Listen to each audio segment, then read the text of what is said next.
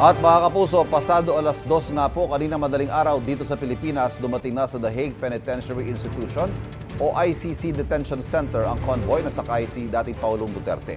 Alamin natin ang sitwasyon live sa The Hague, Netherlands mula kay Mayet Dinglasan, isang kababayan natin doon. Magandang gabi sa iyo dyan, Mayet. Magandang umaga mula sa Pilipinas.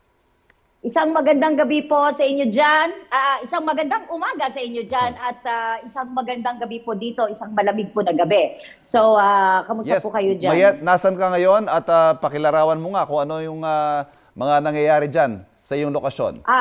Okay sir, nandito po tayo mismo sa Scheveningen. Kung nakikita po ninyo, yung area po natin po ito sir ay sentro po. So, nandito po tayo ngayon. Ang ICC po natin at ang detention center po ay kabilang po ng Scheveningen area.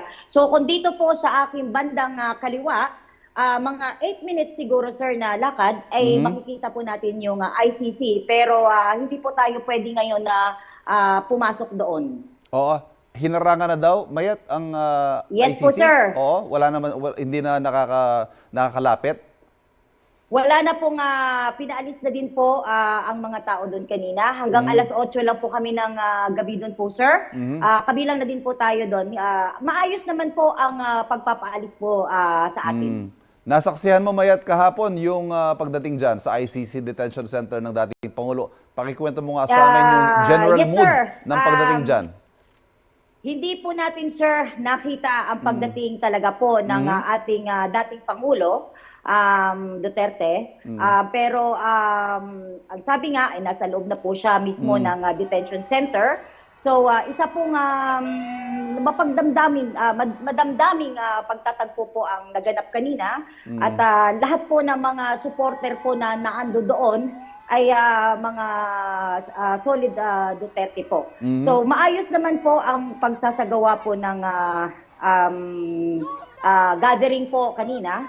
Wala naman pong kaguluhan na nangyari at although may mga nakakita na dumaan po doon sa kabilang gate ang isang ambulance na di umano ay nando doon lula ng ating dating Pangulong Duterte. Pero lahat po kasi ng supporter sir, kabilang na din po tayo ay nasa kabilang gate po tayo at lahat po, majority po ng mga nagko-cover, yung mga media, ay nando doon po, sir. Gaano kayo katagal nag-antay dyan sa, sabi, parang 1 degree yata yung lamig dyan ngayon, Opo, ano? sir.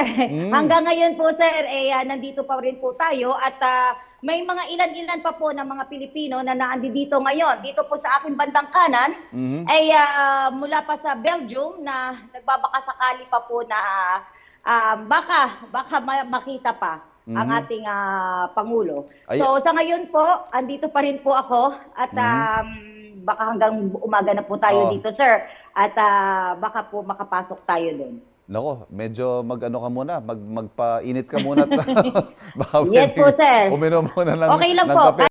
kaya naman po ang sanay na siguro kayo dyan. po natin ang lamig. Mayet, maraming salamat sa pagbibigay mo ng update sa amin dito sa Pilipinas. Thank you very much. Walong ano man po, sir. Nakausap po natin si Mayet Dinglasan, isang kababayan natin sa The Hague, Netherlands.